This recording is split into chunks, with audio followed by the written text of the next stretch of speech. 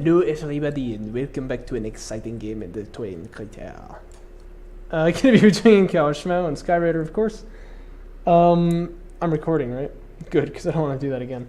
And this is gonna be their game 2. If you haven't seen game 1, watch that first, obviously. But cowofschmau just kind of wiped the floor with Skyrider, and I'm kind of expecting the same thing here. In fact, I think I'll play it on fast forward just to speed things up a little bit just in the beginning game here, because there's not really anything to talk about, no intangibles really to mention. We do see LAV Fab come out at the beginning for Skyrider here again. This time he's put 3 on CUs, which is a little bit different. Probe comes out here and he wants to see what his opponent is doing. I'm sorry, when I speed up the game, I start talking faster because I feel like I need to for some reason. It's very silly of me.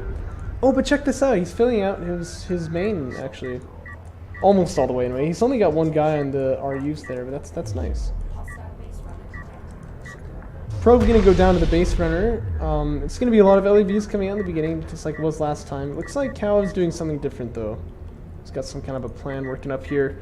Sandskimmer fabrication finishes a bit later for him as he's gotten 2 salvagers onto the main, onto the second first. And he's gonna be producing sandskimmers off in kind of a sneaky location here on the side. Ah, and it's going to be railgun fabrication. Yeah, so he does want to finish it off quick. Basically, he's going to do a 1 PC railgun rush, which is not really recommended, but I have a feeling it'll work here. It'll be fine. Ideally, I guess he would stop his opponent from extracting, but like with 1 PC, there's no way he's going to do it. I'm just saying that because obviously, you know, Skyrider's going to have more power available to him. But look at that, a support cruiser coming out from as well as AV fabrication. I mean, he's playing this one much more standard, you know what I mean? Much better, I would say, already. So that's really nice to see. Quite pleased by that. So railgun fabrication finished now for cowofschmau. He wants to start making those heavies immediately, I would say. I've said it before, I'll say it again. The key to a railgun rush is in fact the sand skimmers, and that's why I wouldn't recommend doing this on 1 production cruiser, because your opponent can outproduce you for skimmers. And it's gonna be assault rails, but you can't kill a carrier with that, dude. I don't know. I mean, this will work actually well, curiously, because his opponent has gone support cruiser first. And so now he's got like a target that the assault railguns can kill, but like assault railguns can't do anything to the carrier, you know? So it's really not what I would recommend.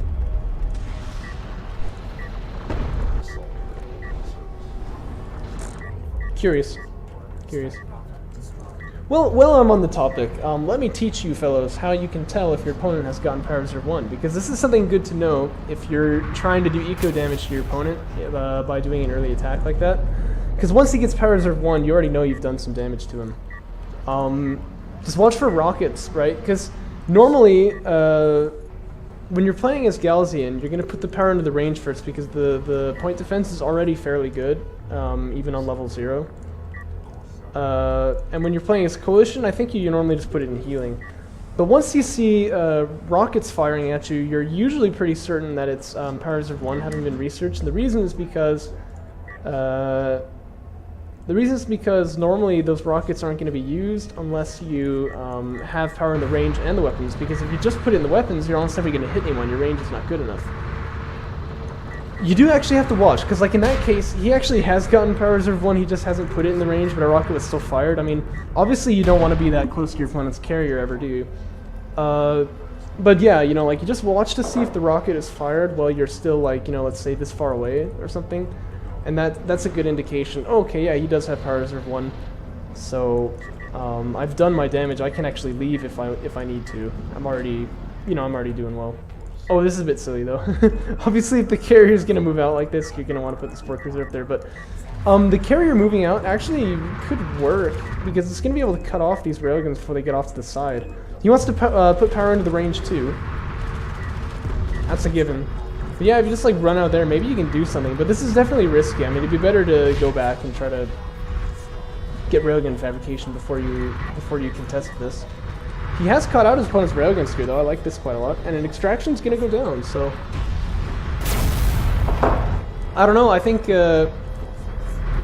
I've turned off the fuel. I was like, why did his carrier disappear? I think actually Skyrider could... Yeah, you could kill off these railguns here. Put power in the range, though. Please, please. My friend, please. No, no, no, no, my friend. You want to put the barrel in the range, my friend. Peace. Peace, my friend. That's a little unfortunate. Oh, and now he's getting back. No, you're already there. I mean, the big problem with the railguns is that they've got the range on you, but, like, you're already there, dude. That's unfortunate. But yeah, no, I mean, if he puts power in range and in weapons there, he could actually potentially get a production cruiser snipe here, which would allow him to win the game, I think, so. But, you know, that is what it is. Once these heavy railgun counts get up a little bit higher, I think that's going to be game over, as cowofschmau going to be able to siege down his opponent. And there's really nothing to stop him. Assault railguns are a bit of an odd choice, I'm not going to lie, but now that they're out, they're good. Like in this scenario, they're going to be very good because they stop the LEDs from pushing in. Just normally you wouldn't have wanted to make these though, so. Don't get too close there, back away. Especially because like an extraction went down, so cowofschmau is not facing much carrier power here, but he should be, you know what I mean? Like, normally power would be in the range and in and a second in the weapons already, or maybe in this case here, it makes more sense to have like 2 in range. And that carrier would be a lot more dangerous to this army here. But, power not being allocated properly like this, though, it's going to be completely fine for Cow. And again, this is quite funny how the support cruiser's out here, but it's not really doing anything, is it? It should have been there while the carrier pushed out, but I mean, like, really, I think Skyrider could have won there, actually, if he just, like, put power into the weapons and then just, like, pushed down those railguns, killed them. I call it smashing, don't I? Oh, shoot, I've forgotten. I had, like, a term for this, but I've already forgotten what it was now. Stepping on, yeah, I call it stepping on railguns, right? You know, you can step on things with your carrier is what I call it, where you just, like, move right on top of them and kill them. Anyway. But yeah, so he could have just stepped on all those railguns. I think he maybe could have just killed the production cruiser with the carrier too. I don't know. At any rate, 'twas not to be, and cowofschmau will take his second victory, so it's going to go 2-0 to him. Kind of the expected result, but still, Cow can be happy about that one. Catch you guys in the next one, as usual.